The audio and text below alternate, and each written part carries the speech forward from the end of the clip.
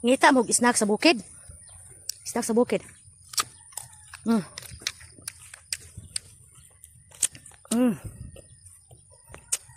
Ay, dili pa ni daot. Wala size pagkapin. Mauna lang ni nabilin sa kung sudan. Lawian ng taon. Hello mga may guys, another day, another vlog for today's video. For today's video mga may guys.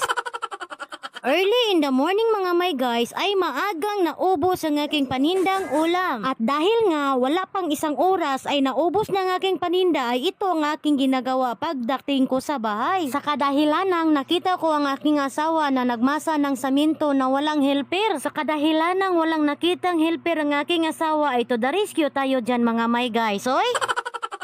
At dahil nga hindi pa naman ako pagod sa aking ginagawa ay tinutulungan ko muna ang aking asawa mga my guys. Para na din akong nag-exercise dito mga my guys, di ba? At saglit pa mga my guys, pinuntahan ko muna ang aking asawa doon sa bandang likod ng kusina. Nagulat pa nga ako mga my guys sa isang butterfly kahit pinaalis ko na hindi talaga siya umalis mga my guys. Natuwa pa nga ako mga my guys dahil nakita ko ang malunggay na itinanim ng aking asawa ay nagkaroon na pala ito ng maliliit na dahon. So that's it for today's video mga my guys. God bless ka ninyong tanan!